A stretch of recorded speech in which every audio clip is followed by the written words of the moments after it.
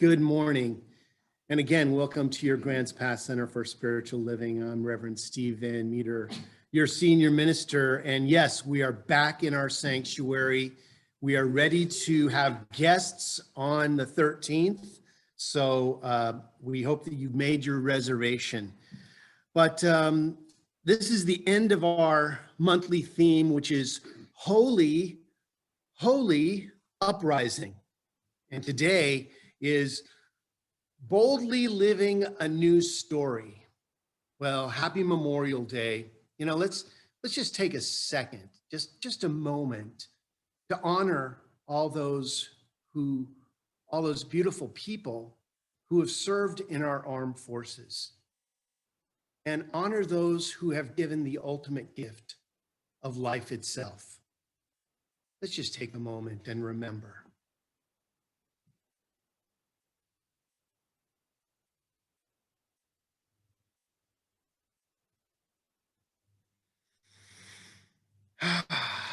So bringing ourselves back in that modality of thanksgiving for all those beautiful people.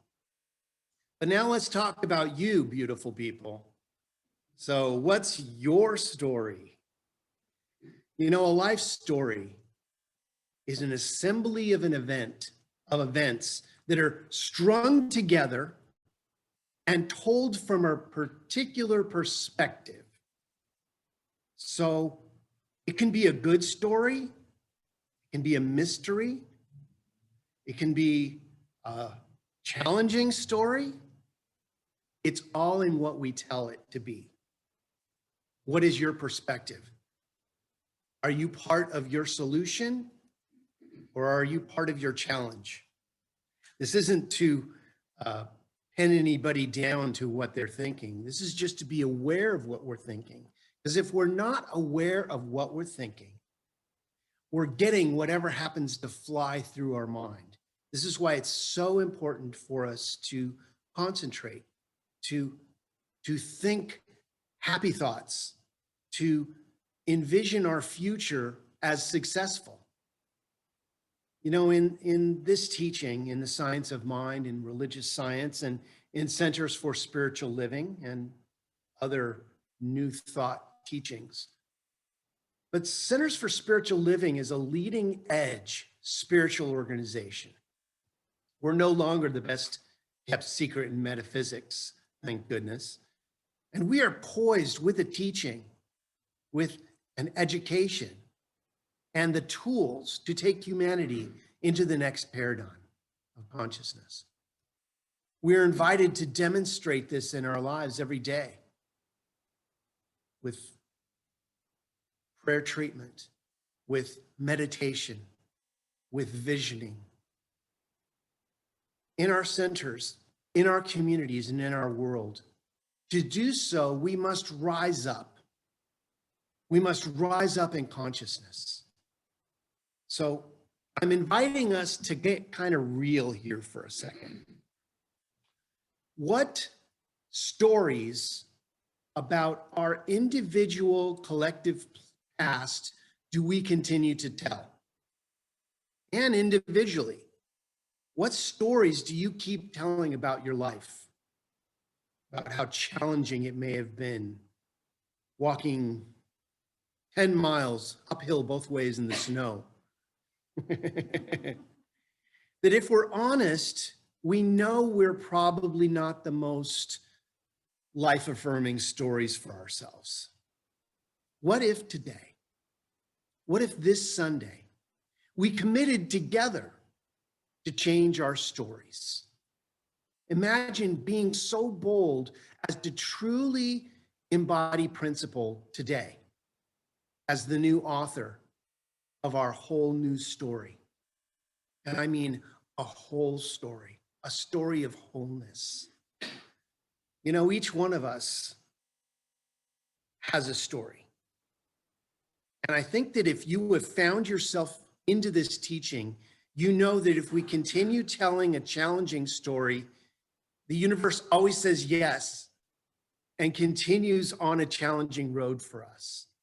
But if we can introduce something positive, that reflects about a challenge, that brings the ultimate good of what that challenge represented, we get to tell a whole new story. And you are the author of your whole new story.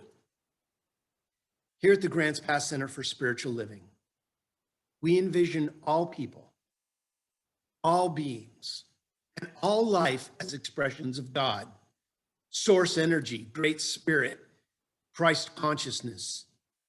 Fill in the blank. You get to decide what you call it. But I think we can agree that there is a power. Living in spiritual principle, using spiritual practices means living as a spiritual being in all we say, all we do, and all that we believe. Now, are we 100% of the time always thinking that way? Well, we try to be, but it's not always exactly what happens. But as long as we can catch ourselves soon enough, we can change our story before we have to live it.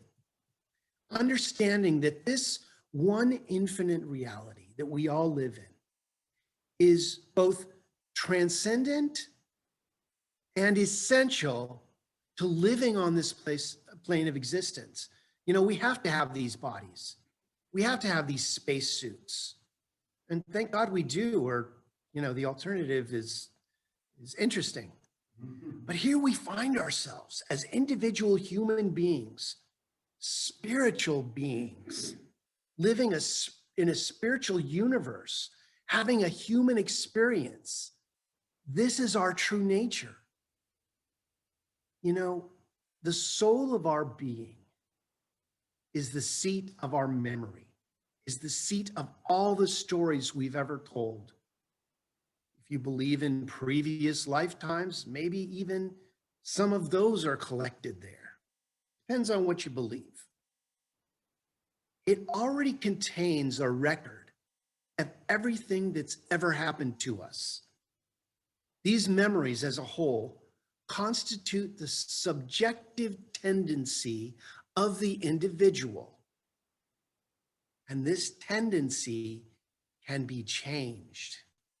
That's the magic of this teaching, is that once you understand that you are the author of your story, life doesn't just happen to you. Life just doesn't happen to anyone. Life is happening all the time, and each one of us individually gets to write the story. It is through this spiritual transformation that life can begin anew for each one of us. That's what happened to me when I found this teaching. Everything changed because I just changed a couple things. And it begins by individually telling a new life story. You know, the motto of our teaching is change your thinking, change your life. You know, if nothing changes, nothing changes. But if something changes, everything changes. You can't affect one portion of your life without it affecting another. You can't just become a great manifester and not manifest love, and not manifest abundance, and not manifest true place success or creative energy. It's all the same energy applied differently to your story. So what is your story? You know, we all have different stories we tell. You know, some of us have tattoos that tell stories. Some of us have concert ticket stubs that tell stories. Some of us have guitars that tell our stories. If you collect enough, each one is related to a different period of your life. And we have people, right? We can look back at the relationships that we've had and the people that have come through our individual experiences. Some have stayed, some have moved on, some come back in on a serial basis. But are they factual stories Are they fill in the blank stories? Maybe some of us tell make-believe stories. Stories about ourselves and the stories about the people in our lives, whether we knew them or not, are our stories. We can make up stories too about people. You know, maybe you're standing in the grocery line or at the line in the bank, now that we can do that again. Or maybe on Facebook page, you know, everybody has a story. We all have stories, and plenty of them. Let's think about it in this way. Whenever our lives change, whether it's starting a new job or a new business or having a new relationship or trying to change a habit or leaving something precious to you or even burning the toast, we all tell ourselves stories about it. We might be the hero in our story, or we might be the victim. Sometimes we're the wrongdoer. Sometimes we're the innocent bystander that just happens to get swept into a situation.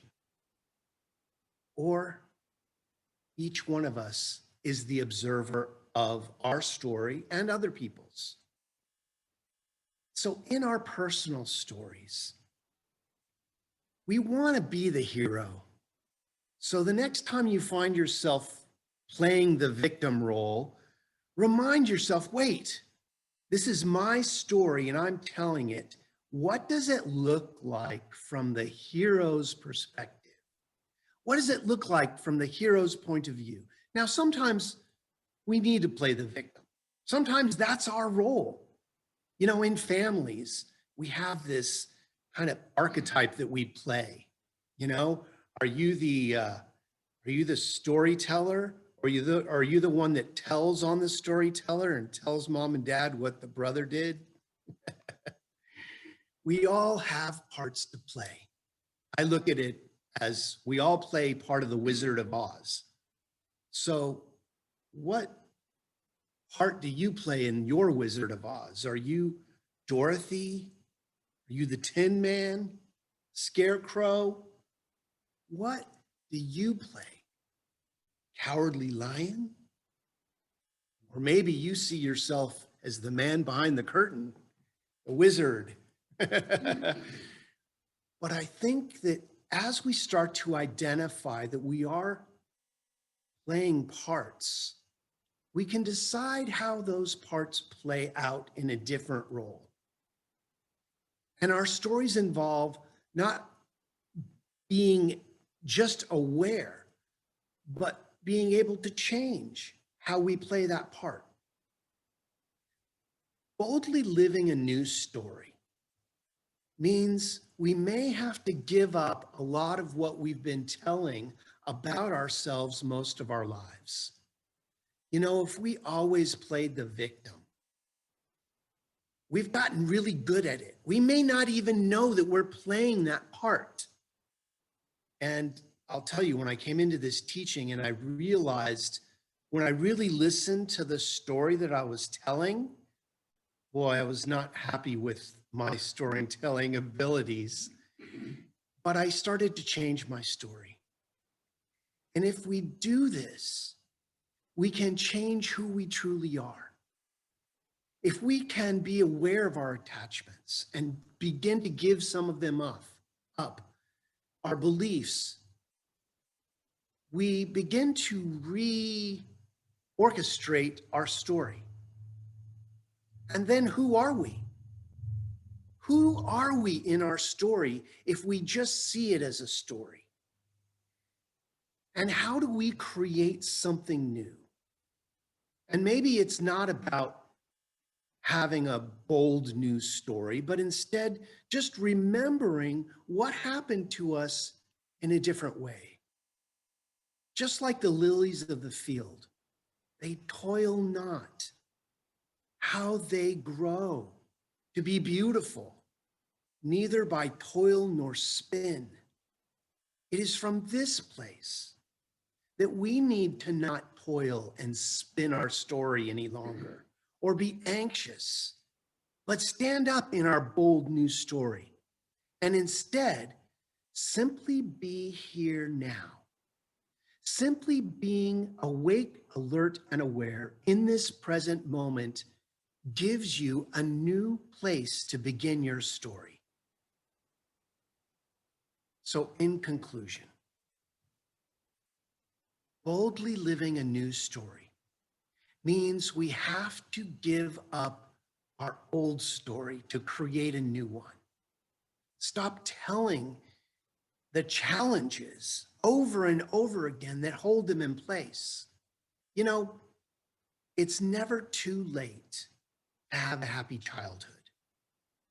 Just stop telling the story of a sad one. Start telling the story of living in opulence, having a very rich parental unit that took such good care of us, that we, of course, had to prosper. Make up your own story. You know, we get caught up in our day-to-day challenges, don't we? You know, of burning the toast or fill in the blank. Sometimes we forget to give thanks for the story that we're telling. You know, for the gift that this life is to us. We all have such rich stories to tell. And it is because of this gift of life that we get to tell this story. That is how we are allowed to be here, to reinvent ourselves in every moment. Give thanks for our past and all that we have become. It got you here. Whatever happened, happened. It got you here. Begin telling the story of your success. Why are you here? What are you doing? Or my mom used to say, what were you thinking? And I've had to revise that. You know what? I'm thinking about success and prosperity and love and sharing so much love that I have to have a center and a ministry that pours this love from this center out into the world.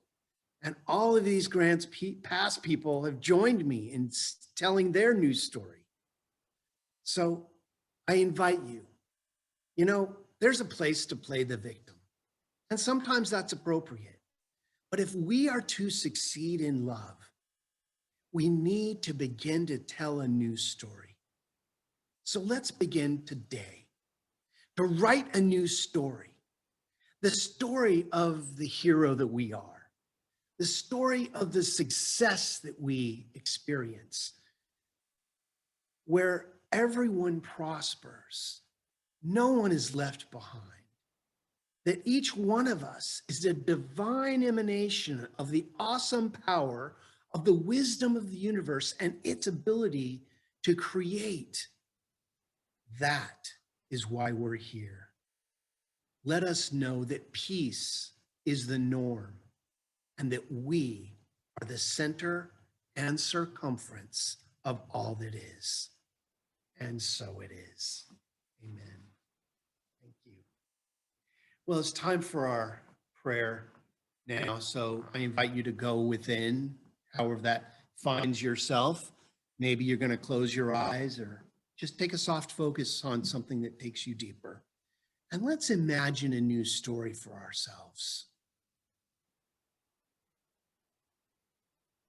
So I invite you to bring to the forefront of your consciousness what you choose to believe that this power of creation is for you.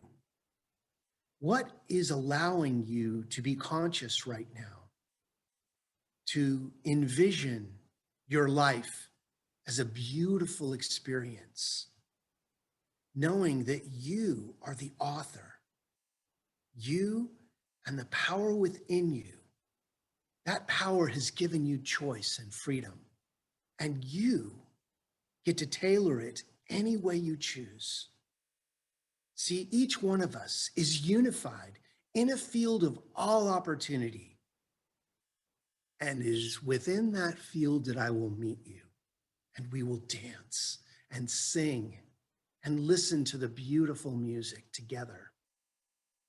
And in writing your new story, let us turn away from our challenges, not to deny them, but not to hold them in place any longer. Let us move the scenery of our story into a success experience for all involved. I may not know what you have walked through, but I know that the power of creation does, and this is part of our story. Let us look upon our own stories as magnificent masterpieces, beautiful stories of love and enrichment, peace and power. So again, we are the authors. Let us write a beautiful experience together. So we give great thanks for our stories, for our involvement in this world of form that allows us to change, to grow, to love, and to be at peace. How good it is to know that peace is possible. Not only possible, it's probable. It's going to happen as we move our attention towards the peace that we seek. And there it is. So I let go.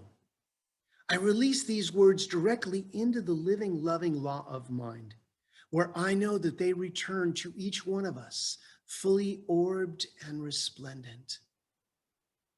As we affirm this together by saying, and so it is. Thank you. Well, it's time for our offertory now, and I just need to give great thanks. You know, we have come through the last year and a half, and our center is strong. Your church center is here, supporting you in all the ways that we know how. And soon we'll be back in our sanctuary. So let's give great thanks for that blessing, and let's affirm our offertory statement, which says, my new story is filled with abundance and prosperity that I share with all.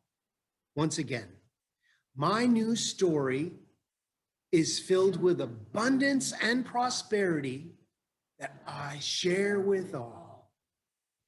Well, let's say a beautiful prayer for those offerings. So just put your hand on your heart, representing all that you offer to your center and to your new story.